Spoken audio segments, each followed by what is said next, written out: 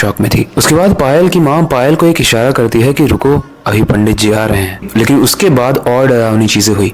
पायल अपने बालों को कस कस के नोचने लगी। उसके बाल निकल के नीचे गिर रहे थे और इस हद तक वो अपने बालों को खींच रही थी जब तक उसके बालों से खून ना निकलने लगे। उसके बाद वो कुछ अजीब सी भाषा में बात कर रही थी और अंदर से एक आवाज नहीं आ रही थी। ऐसा लग रहा था कि 10-15 लोग एक इंसान के अंदर से चिल्ला रहे हैं। उसके बाद वर्तिका को ये सारी ही चीजें देख के बहुत बुरा लगने लगा पायल के लिए। वो बीमार लग रही थी वर्तिका को, और वर्तिका ने जैसे ही पायल के पास जाने का सोचा, पायल के घर वालों ने वर्तिका को कस के पकड़ लिया। वो इसलिए पकड़ा ताकि वर्तिका वहां ना जा सके। लेकिन वर्तिका ने किसी तरीके से अपने आप को छुड़ाया बाकी लोगों से और किसी तरीके से वो पायल के पास पहुंच गई, चिल्लाते हुए कि वो मेरी बेस्ट फ्रेंड है, उसको ये सब मत करो, उसके साथ ये सब नहीं होना चाहिए। वो पायल के पास जाकर उसको टच करती है और पायल अब शांत होने लगती है। उसके बाद वर्तिका पायल की माँ को देखते हुए कहती है कि देखिए वो शांत होने लगी। तभी पायल वर्तिका का गला पकड़ लेती है और उसे दम घोट के मारने की कोशिश करती है। तभी पीछे से पंडित जी एक मंत्र पढ़ते हैं और पायल बेहोश हो जाती है। लेकिन सिर्फ पायल ही बेहोश नहीं होती, वर्तिका भी बेहोश हो जाती है। जब वर्तिका की आंख खुलती है तो पायल वहां पर नहीं थी। लेकिन पायल की माँ अगर बोलती है, वर्तिका बेटा तुम उठ गए, पायल की शादी हो गई, वो अपने ससुराल चली गई। वर्तिका काफी कंफ्यूज थी। वो बोलती है कि लेकिन आंटी कल जो चीजें हुई उसके बाद हुआ क्या, मुझे आप बताओगे? पायल की माँ कहती है कि बेटा हम जिस गांव में रहते हैं ना, यानी बेमनी गांव, ये गांव एक श्रापित गांव है।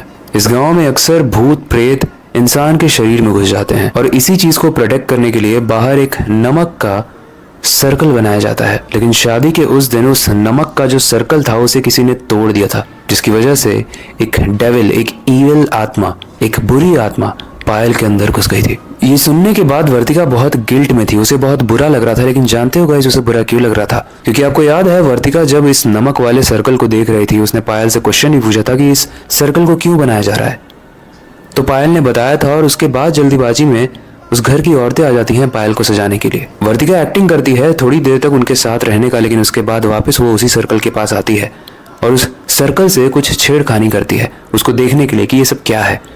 और इसी चक्कर में वो सर्कल उससे टूट जाता है, जिसकी वजह से उस शादी वाले दिन डरावनी आत्माएं पायल के अंदर आती हैं। खैर ये सब उसने पायल की मम्मी को तो नहीं बताया, लेकिन पायल को इस कहानी को सुनने के बाद उसने कॉल जरूर किया। उसने पूछा पायल से कि क्या तुम ठीक हो, क्योंकि मैंने देखा कि तुम्हारे साथ बहुत अजीब अजीब चीजें हो रही थी, तुम अपने बालों को नोच रही थी, तुम्हारे बालों से खून निकल रहा था यार, तुम पागल हो गई थी क्या?